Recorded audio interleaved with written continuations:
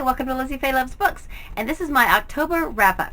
Now, I'm going to be filming parts of this video throughout the month, so at the end of the month, I'm going to be piecing together different wrap-ups of the different books that I read. So if throughout this video I look a little bit different, or my hair is different, or my nails are different, or something, please disregard, because some of the things that I'm reading this month are library books, and they're going to come due before I am ready to upload this video. So one of the books I read in October was Of Mice and Men by John Steinbeck. I read this to fulfill one of the prompts on the 2015 Ultimate Reading Challenge, and I will link that challenge down below. At the time I read it, I wasn't sure if it was going to fulfill the banned book prompt or the prompt to read a book that you were supposed to read in school but didn't. I don't remember any books that I didn't read that I was supposed to read for school, and but I did look. I looked up this one, and this seemed to be one of the books that a lot of people have had to read for school. Now, I'm personally glad that I didn't have to read it for school, because I think it would have scarred me a little bit. It's a very deep, depressing book, but short, so it was an easy, quick read. I read it all in one day. I was subbing at a high school, and the teacher left awesome plans, and the students were awesome, and they went right to work, and I was basically just sitting there. So I had it with me, and I read the majority of this book while I was subbing. It follows George and Lenny. Lenny is a very big man who's not very smart, and he doesn't know his own strength. And George sticks with Lenny to try to keep him out of trouble, and it doesn't always work.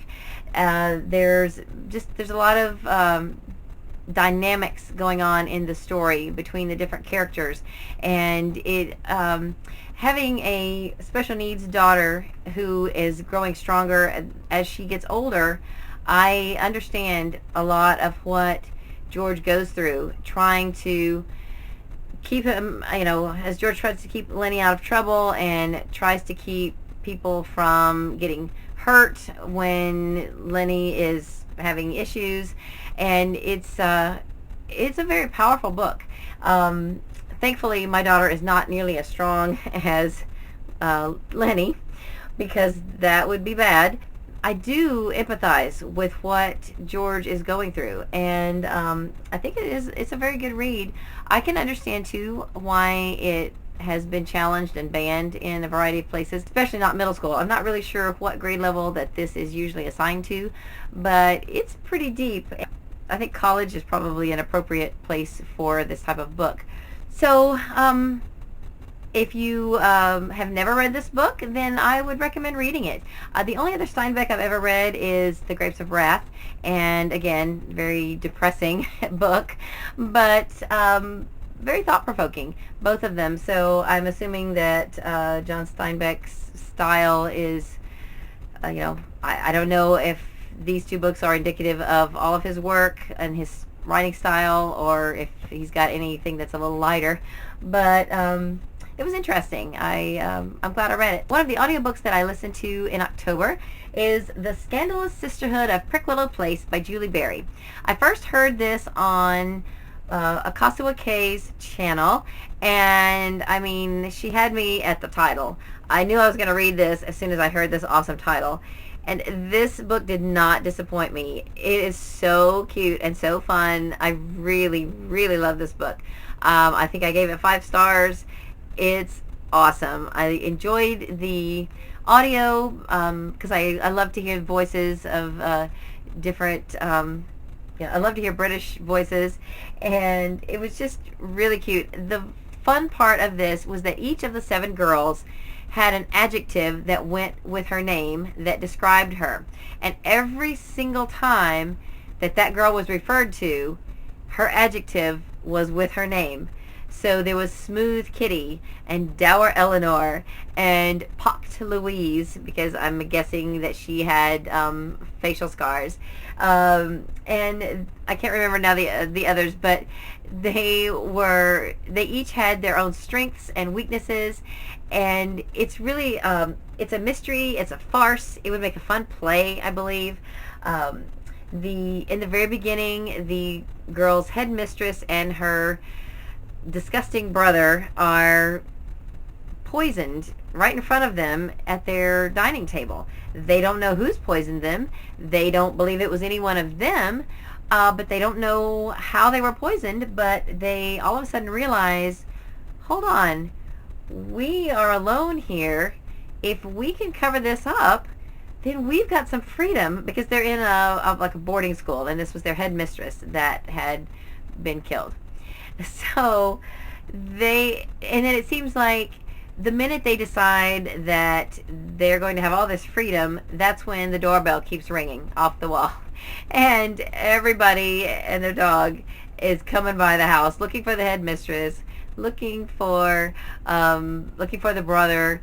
And so they were able to make up a story. One of the girls is able to disguise herself as the headmistress, and it just goes from there. So it's a lot of fun. I definitely recommend this book. Read it or listen to it or whatever, but it's a lot of fun.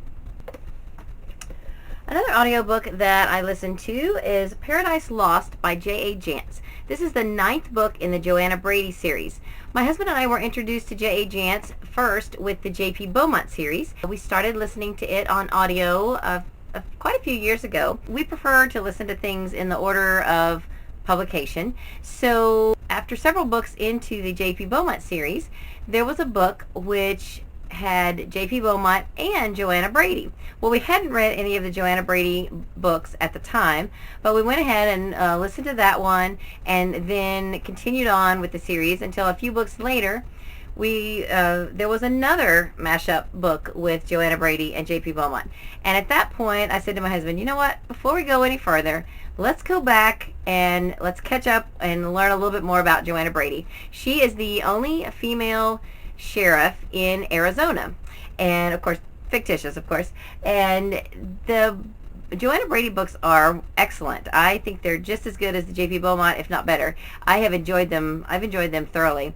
This is the 9th in that series, and I think we are almost to the book where J.P. Beaumont and her have to work together. So we'll probably listen to that again just to be able to remember the storyline, and also to because her storyline progresses through the books, and since we were really mainly paying attention to J.P. Beaumont's storyline when we listened to it the first time, we'll probably go back and listen to it again. I think that one's called Partners in Crime, and it may be the next one. I'm not sure. I have to go look at the list and see what's next.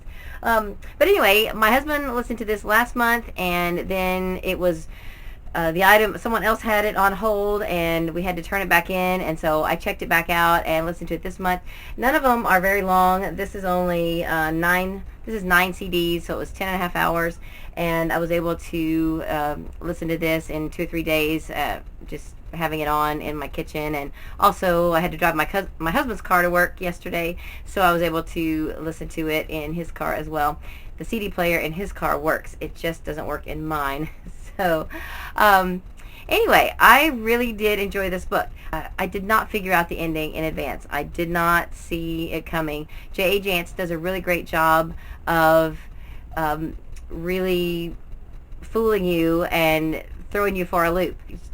She just really is a great mystery writer. If you enjoy mysteries and you haven't read any J.A. Jance, I would definitely recommend it. I believe she has another series that we have not listened to or read, and so once we get done with all the J.P. Beaumont and Joanna Brady, perhaps we will look into that other series as well. But I recommend this book, but I would recommend starting at the beginning and working your way to this one.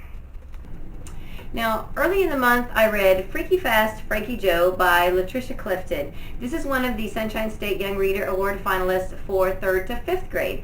I just posted the overview video of all 15 of these books, but I did read this one earlier in the month, and I thought it was really good. It's about a boy who has never really had much contact with his father. His mother is a single mother, and she is incarcerated. So he has to go and live with his father. His father has married and has 3 other sons that are younger than Frankie Joe.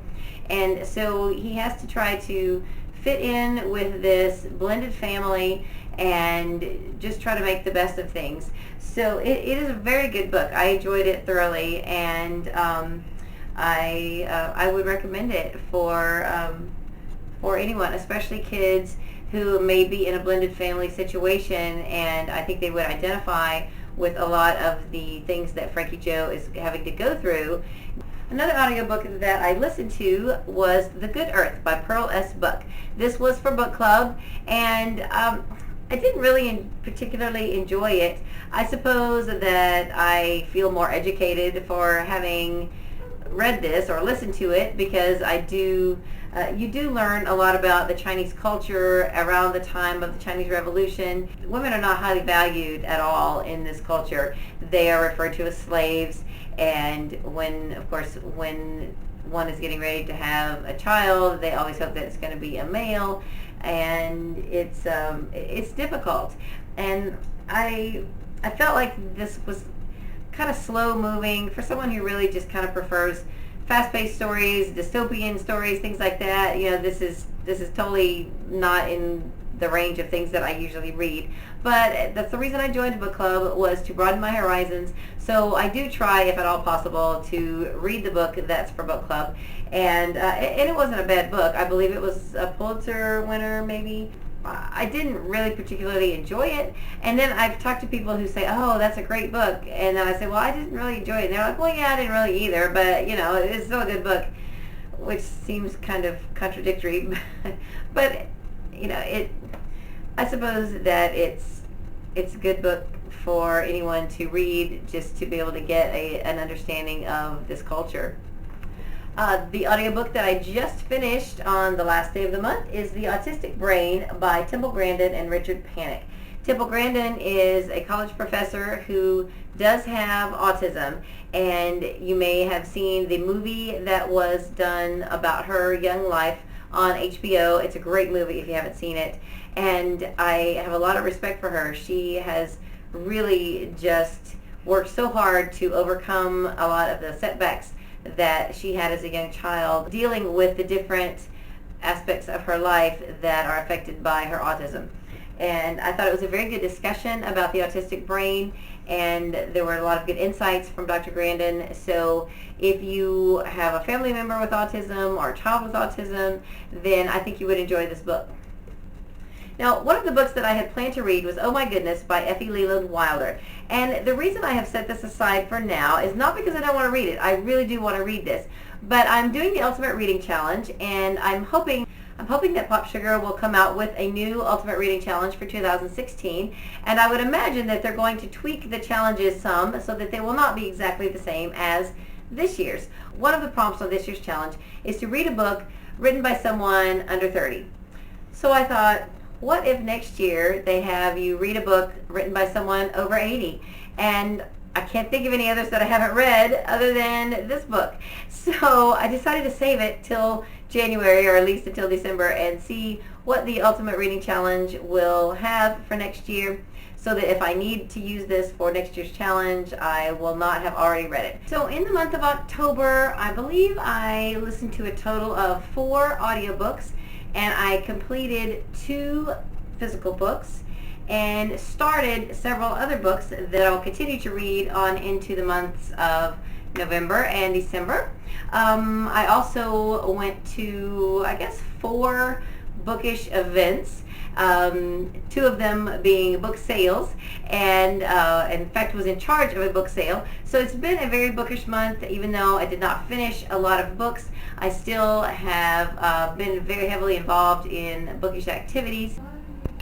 So that's all I have for this video. Read a good book, and God bless you.